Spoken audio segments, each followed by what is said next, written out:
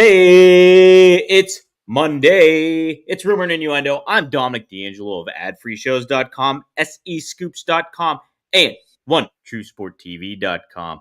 And starting this Monday off, I'm here per usual with Robert Karplos, WWE Creative_ish. Robert, what a weekend. We had some crown jewel happening. We had some wrestling going on. My brother made his debut in pro wrestling.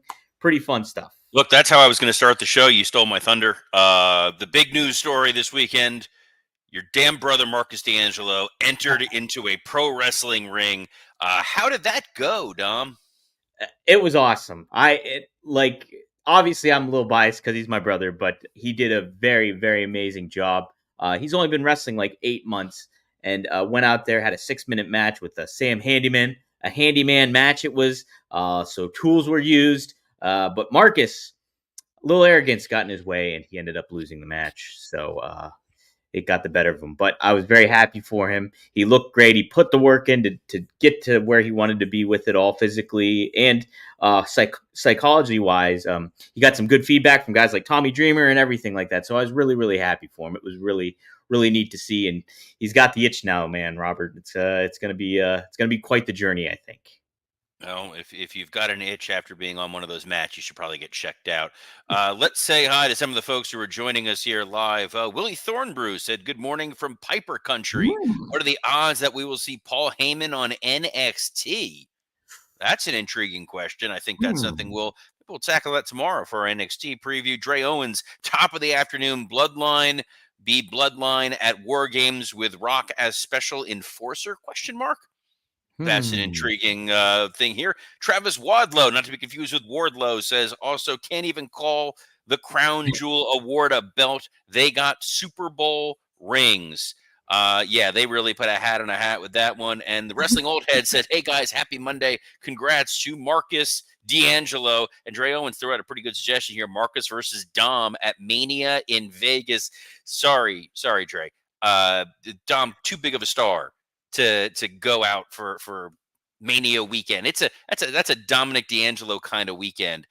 He's not getting in the ring with a guy like Marcus unless there's some serious money being There's put got to up. be some cash on the line, some big time cash. Some quiche. Anyway, we've got a show that they got paid a lot of cash to do. That's Crown Jewel, which I got a chance to catch first thing this morning since I was away this weekend. And while in New York, this is what was the great thing about when you go and you travel. Saw a dude in an old school Royal Rumble shirt. Saw a dude in an AEW shirt. Saw a guy dressed head to toe like one of the Nasty Boys. Like one of the Nasty Boys. There was some punk show going on in Midtown. There was a whole line of people, and there was a dude in the Nasty Boys shirt, had the mohawk, like that was smelled like just great. Oh, and Jeroy J has a good idea here for the Marcus versus Dom match. That's $59.99 pay-per-view on Only Wrestlers. If I've ever heard of one. We're not talking about Only Wrestlers here. That's not what we're talking about here. We're talking about Crown Jewel. It's a family-friendly program. Very. Where do you want to start, man? Let's start from the beginning. Robert, I was quite surprised. I tuned into Crown Jewel this morning as well, and I was quite surprised they led off with Bloodline versus Bloodline and 6-man tag. We had Solo Sikoa defeating Roman Reigns after 2 Samoan spikes, and then we get Sami Zayn involved. He teased that he was joining the bad bloodline, the chaotic bloodline, but no, he aligned himself with the other bloodline. Still a little tension there, obviously. But Robert, what did you think of this? Were you, just it being the first match, the match itself, and Sami's involvement? Had to be the first match. Remember, kids, we're all playing pretend here. Halloween is over. We're all playing dress up. That we all care about that Crown Jewel title. So if anybody asks, we are here simply to talk about who won the coveted Crown Jewel belt, which obviously had to be the main event. Nothing could main event otherwise. Biggest match in the history of wrestling. Please keep paying WWE that money. So they open with the Bloodline to give that a little distance from the rest of the show. it was a solid 6-man tag. You took out Tongaloa to have him on the outside, so it was still a 4-on-3 situation. You still had a ref bump. You gave Roman enough outs, but Roman more than happy to put over Solo, but more importantly, happy to put over Jacob Fatu, You're right. because it was Fatu's offense that really is what took Roman Reigns out. The look of surprise on Roman's face when Jacob Fatu shot up on the outside, you're like, oh, we know where the money is here. We know that yes, it's great now that Solo Sikoa is the tribal chief, quote unquote, but when we get to Jacob Fatu versus Roman Reigns, that's going to be another incredible chapter in the story that they are telling. Those of you who tune in here, Rumor and Innuendo every day, those of you who listen to Working Stiff, you all know where I think this story is going. And we got those breadcrumbs with Sami Zayn. Sami Yes, we Zayn did. comes out. It's a shame that that moment was kind of, it's kind of a jerk thing to say spoiled, but it was spoiled on that crowd, because Mhm. the crowd that's there in Saudi Arabia, not really a diehard WWE crowd. They're there for the spectacle, they're there for the event, but I don't think that they truly appreciate, or that everyone there truly appreciates, how monumental that moment was from a storyline perspective. It would have been great if that was any place else, but it happened. Sami Zayn comes out. He chooses the original bloodline versus the new bloodline. Then the miscommunication where he kicks Roman in the face. I'm telling you guys, at War Games, we're getting that Sami Zayn heel turn, and it is going to be tremendous. I like it, Robert. Yeah, it was. So I understand the aspect of the crowd and stuff like that. I keep thinking though, just mere few weeks ago, the Motor City Machine Guns made their debut in whatever town it was in, and it was just that lethargic reaction that didn't get it. I know that all that Saudi crowd is not super invested into all the storylines and everything like that, but I did think it was kind of okay in regards to maybe this kind of playing out there. It just seems, I guess, him aligning with all this does seem a little rushed. Do you feel a little rushed with this, or is it paced out pretty well overall? The Sami Zayn aspect of it, I mean. So we have to get to they got to get to Survivor Series. They wanted to make sure that there was, because you had a taped episode of SmackDown on Friday that we're not going to have time to get to the entirety of it, but you got the moment of Roman saying yeet Hmm. and aligning back with Jimmy and Jay, and the original bloodline is now united. So that was a feel good moment, but you needed to give Sami Zayn something to do, because when last we saw Sami, he was losing to Gunther, and he's Yeah. just kind of been out in the wild. So it made the most sense to pull him back into the bloodline story. You're going to have a chance for the next few weeks to tell a little bit more of a layered, textured story to get to the War Games match. A little rushed, but not really, not what we're used to seeing, not what sometimes you see on the other channel. I think we see like the Mercedes Camille situation, how quickly they're telling that. Hmm. But I would say, hey, we'll see what happens on Raw. Those of you tuning in know Raw was pre-taped. They taped it in Saudi Arabia. I have not read the spoilers so as not to taint or color my views on anything. Plus, I'm still going to watch it tonight. It's a Monday night. It's I'm only gonna two enjoy it. hours. It's only 2 hours. I watched the misery of the Gator game on Saturday. I watched the misery of the Dolphin game on Sunday. Ooh. I'm good with the football for right now. Like, I'm like, please, like, timeout, like, stop. We went to a bar to catch the end of the Gator game, which was breaking my heart that I was not watching it live. And I'm like, all right, we're gonna see the last 20 minutes of it, and it's wonderful and it's great. And then it wasn't. It was Georgia, right? They played the Bulldog or the. Yeah, and we don't have time for that. We have too many things to talk about. You Like sure? the You don't want to. You don't want. To damn it, Dom, we got a women's fatal 4-way tag match, which I don't know if you want to use the term fatal and women in the same sentence at a show in Saudi Arabia, but here we are. Hmm. Yeah, No, Bianca Belair and Jade Cargill, they retained against Metaphor, Damage Control, Chelsea Green, and Piper as well. Um, yeah, second match on the card, and I think this is the right thing to do is just keep the titles on Belair and Cargill because they really are defining the women's tag team division. I think you want to get that established, and having them as credible, consistent champions makes sense. I think that Right team went over, right finish. I like the Doomsday Device spot. I think Chelsea Green is incredible. It Hmm. was yeah, it was a fine match. You know what? They had a great spectacle when they're out there. What I find really funny is I know that there is there's a lot of dress code rules and they have to be incredibly conservative with what they wear over there. The bodysuits giving away a lot more than if they would have just been in their normal gear. I But felt the same way, right? I it's a did. little like, geez, it's like they look like they're like motion capture suits. Yeah. So, or they're George Costanza as bodysuit man. But that was fine. Speaking of guys in bodysuits, Seth Hmm. Rollins and Bronson Reed. Dom, what do you think of this one? So we talked about in the group chat, working stiff group chat, and As if there was everyone's in the group chat. yeah, I know, right? As if you Right, guys are everyone. all as if you guys are all getting Rory J was uh there, Ram Iron was there, Wrestling Old Head Dre. and focus. Okay. Either Dom. way, I was okay with it. I thought you know, Seth kind of needed a win, I feel. Like he's just there and he's been back and things like that. He took a lot of losses before he went out on injury and stuff. So I think him beating Bronson was okay. Bronson still looked like a beast, everything like that. And I love Bronson a lot. I think there's way more you can do with him and everything like that. Not sure how I feel about the outfit necessarily for his attire, but wanted to kind of get your perspective on that as well as the match too, Robert. Yeah, the outfit was a little too babyface for my Yeah, liking. yeah, No, it's the same thing I had the issue when he wore the Vader t-shirt yeah. during a prior interview. Like, you're a monster, you're a heel. You're not focused on like, hey, look at this cool onesie. Like, no, I don't want that. I just want you focused solely on I need to kill Seth Rollins.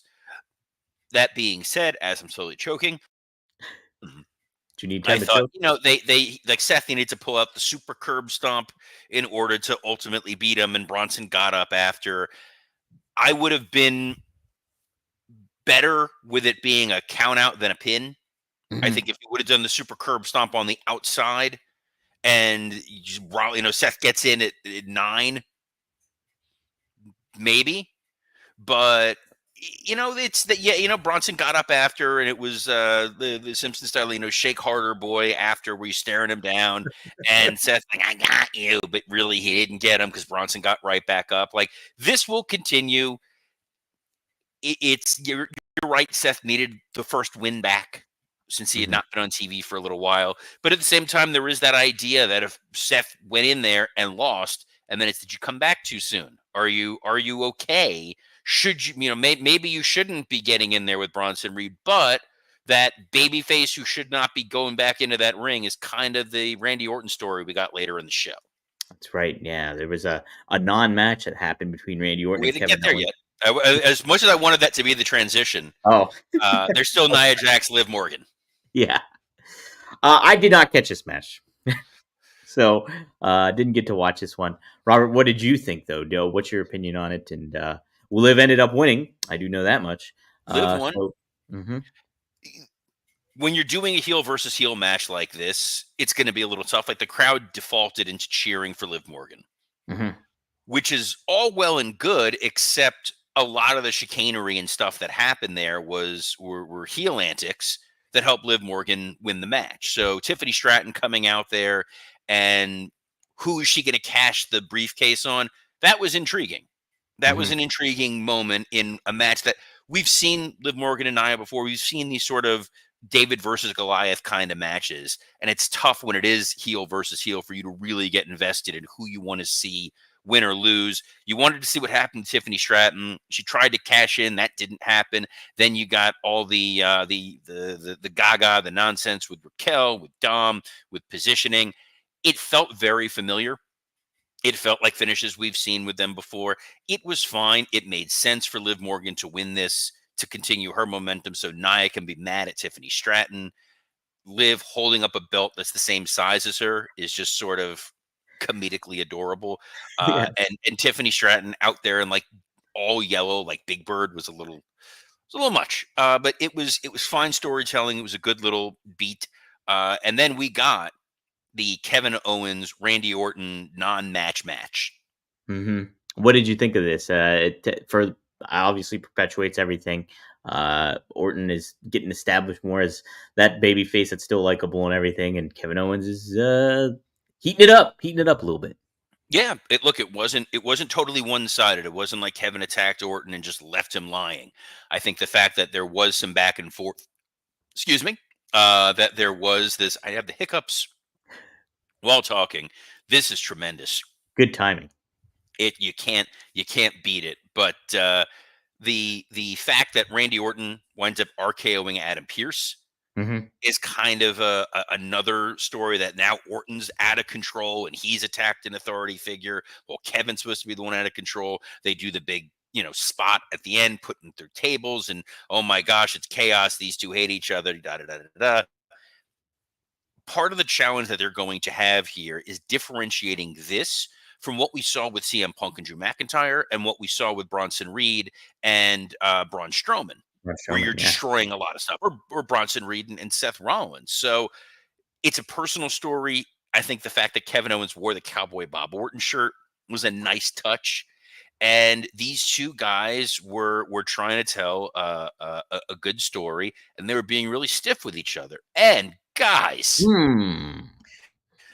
bet you can't guess where this is going. Our next Nope. sponsor needs no introduction. You've seen the ads. You've heard us talk about it a million times, and I bet there's a big part of you, pun intended, that wants to Huh? try it. What am I talking about? Blue Chew. That's right. This isn't your grandpa's blue pill. This is the one, the OG chewable tablet for better sex. Blue Chew is a unique online service that delivers the same active ingredients as Viagra, Cialis, and Levitra, but at a fraction of the cost and in chewable form. The process is simple. Sign up at bluechew.com, consult with one of their licensed medical providers, and once you're approved, you'll receive your prescription within days. Blue Chew tablets are made in the USA and prepared and shipped directly to your door. The best part, it's all done online. No visits to the doctor's office, no awkward conversations, no waiting in line at the pharmacy. You can take them anytime, day or night, so you can plan ahead or be ready whenever an opportunity arises. Blue Chew wants you to have better sex. Discover your options at bluechew.com. If you want to unleash your inner Bronson Reed and be the unstoppable tsunami, Blue Chew will help you because Blue Chew wants the entire country rock hard. I'm expanding it outside of the country. It says entire country. They want the entire world rock hard. We're Word. talking about what's going on in Saudi Arabia. I'm sure the fine folks there at Crown Jewel want this. That's the mission that Blue Chew has. They will not stop until every man is bricked up like a brick house, till every tent is pitched, till every rod is raised. Discover your options at bluechew.com. We've got a special deal for our listeners. Try Blue Chew free. When you use our promo code RUMOR at checking, just pay $5 shipping. It's bluechew.com, promo code RUMOR to receive your first month free. Visit bluechew.com for more details and important safety information. And we thank Blue Chew for sponsoring this Crown Jewel edition of Rumor and Innuendo, because Blue Chew is going to take care of your crown jewels. Ooh, how about that? Ooh. Hey, how about it? How about it? We got a triple threat match We for the did. We United did. States title. Hmm. It was Uh, LA Knight defending yes. that United States Championship against Carmelo Hayes and Andrade. And LA Knight wins, defeats both them. What did you think of this match, Robert? Short. Pretty short. I don't know what the exact timing of this was, but I was like, "Oh, it's already over." Uh, Impressive. Hmm. I think part of it is we're used to a 5 match show. This was Yes. obviously more than 5 matches. There was 6.5 because there was the Kevin Owens Randy Orton segment more than anything else. Um, LA Knight wins. I didn't think he was going to lose it. If anything, I thought that maybe Andrade was going to be the one who was going to take the pin in the end to get to a an LA Knight Carmelo Hayes match. I think eventually you got like something's got to get done. You can't Mhm. just keep going back to this well over and over and over again with these three guys. I know Santos Escobar is floating around in the mix. You still have Shinsuke Nakamura floating around. Like use Nakamura at some point, Right? freshen things up. It's good matches. I think I need to see a little more. And Jeroy J hits the nail on the head right here. He says, I'm usually critical of only 5 match shows, but this should have been a 5 match show. I do agree. I think that you could have easily moved the U.S. title match and the women's tag title match to SmackDown, Mhm. and I don't think you would have missed a step on this broadcast. I'm with you. I'm with you. Yeah. Match actually was, according to Wikipedia, 9 minutes and 10 seconds. That's And guys, longer. if you want to go longer than 9 minutes and 10 seconds, BlueChew.com, promo Hey, code rumor. do you think they could go 23 minutes? Because that's how long Cody Rhodes went with Gunther for that much cherished WWE Crown Jewel Championship. Oh, Very, what a cherished title it was. I am looking up the timing because I was curious on that there. yes. Um, So, Robert, it I like was this match. I liked it. oh yeah. This I, this was is great. old school wrestling, guys. This was rest holds and counters and living and dying by every moment. Yes. And I enjoyed the hell out of this old school vibe up until the end. So, okay, so you didn't like the finish. No, I would not have beat Gunther. I Mm-hmm. think you could have found an out, a way, a something, a Ludwig Kaiser interference, since they did have Kaiser on SmackDown. Maybe your cat, who's trying to interfere right now, He's could have really done trying it. to. I guess the story is you beat Gunther without consequence because he didn't lose his title, and now he can't get a rematch against Cody. So Mm, now Gunther has this pebble in his shoe of he's going to go on this great run and he's going to be this record-breaking world champion, but the one man he has not beat what? is Cody. Dang, Cody. I got to stop doing that. Accent terrified me to That myself. sounded like Ivan Koloff almost. Could have been. Mm-hmm. Could have been.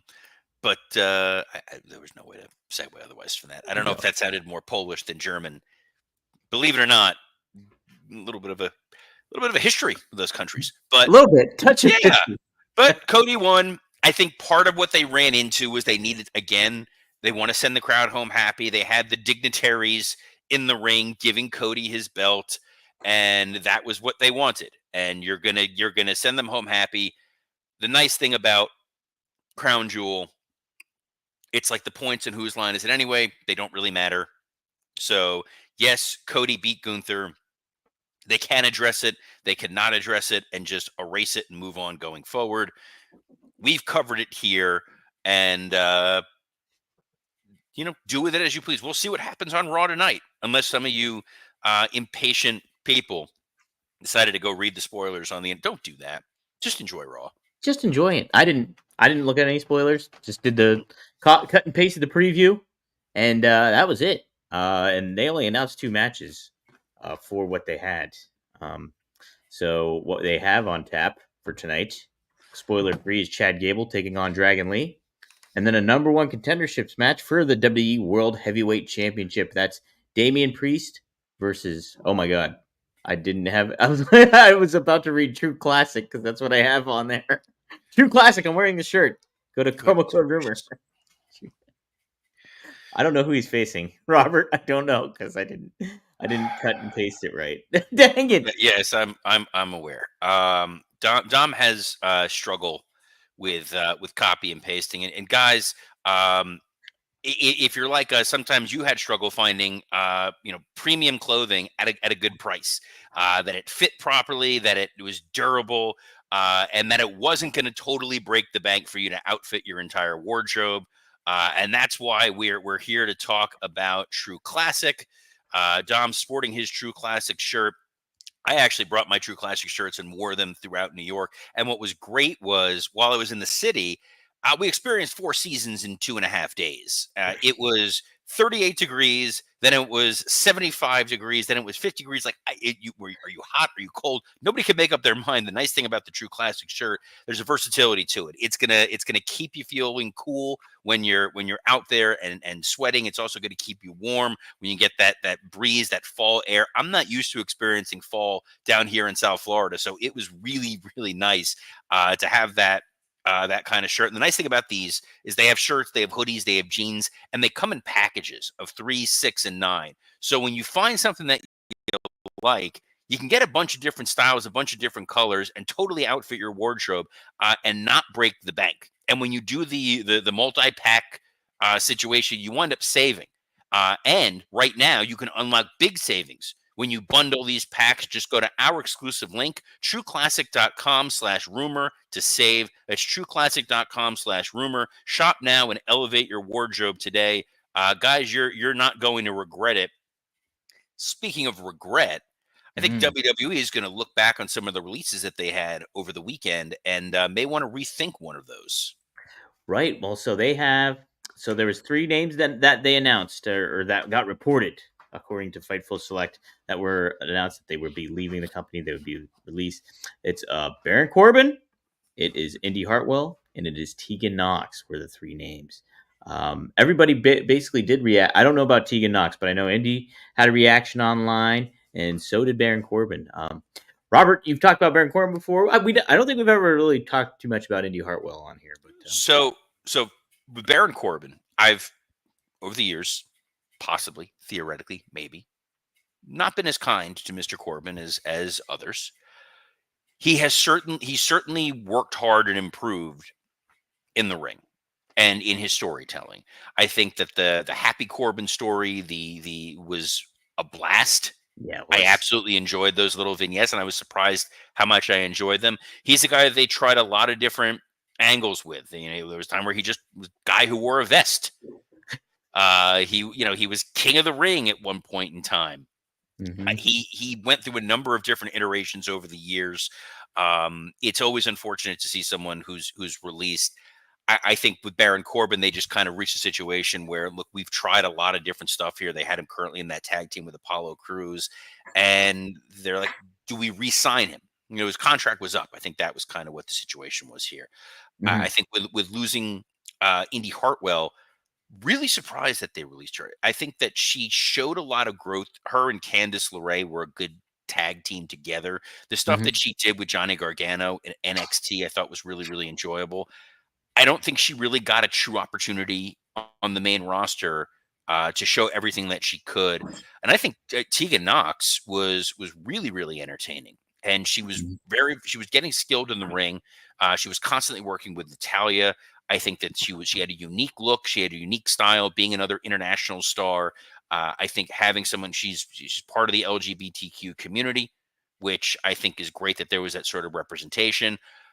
The women's division on Raw and SmackDown is certainly not at its strongest right now versus the what we're seeing in NXT.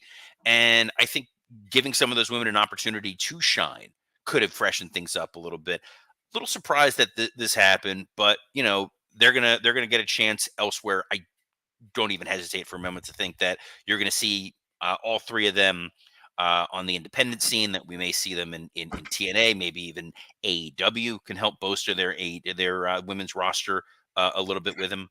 But Dom, you've worked with you do podcasts with some folks who have been released and found other homes elsewhere over the years. That's This correct. is Yes, your time Robert. to talk about some of your other podcasts. Oh, okay. Yes, last night I recorded One of a Kind with RVD. Me and Rob Van Dam went live on rvdtv.com and on his YouTube channel. You can check the new episode out that will be posted later today at 4:20 p.m. Eastern Standard Time. We talk about his NXT experience. We talk about body shaming. We get perspective on his thoughts when it comes to Adam Cole, when it comes to Cody Rhodes' comments. And he gives a good, really, really good perspective. So be sure to check that out 4:20 p.m. on your podcast platform of choice or at rvdtv.com. Also, last week recorded with Mag MTA, Greg Gagne, new episode of Straight Talk with the Boss. We covered some good ground in that one too. So be sure to check that one out at 4horsemannetwork.com or type in 4 Horsemen Network on your podcast feed of choice. It'll pop up there. You get that. You get the Arn Anderson show. It's a good, good mix on there. So be sure to like, subscribe to all that stuff. And Fonzie, I'll be recording with Fonzie tomorrow during the election. We'll be going live. We'll be discussing catching up after Fonzie had all the hurricane hubbub going on and stuff like that. So this will be our first one back in almost a couple months, I think. So I'm excited to chat with Fonzie again. But hey, Robert, you and Scott did a working stiff and some good stuff, some good recapping going on with that when that comes in play too. Yeah, had a blast recording with Scott for Working Stiff. That should be up now on plethora of audio platforms, including iTunes, Spotify, and the like. And if you're listening to that and you're on your gimmick, open it up and give Rumor and Innuendo a 5-star review. We love the opportunity to boost that algorithm a little bit, and also you can be here every Monday through Friday at noon Eastern on a plethora of other platforms, including the WWE Creative _ish X account, the SC Scoops X account, and on YouTube. Working Stiff, Rumor and Innuendo, and ad-free shows. Take that, Jeff Jarrett. Ooh. Until then, on behalf of the one true classic of professional wrestling, Dominic D'Angelo, I'm Robert Karpolis. Best of luck in your future endeavors. Oh, yeah. Looking good. True classic, baby.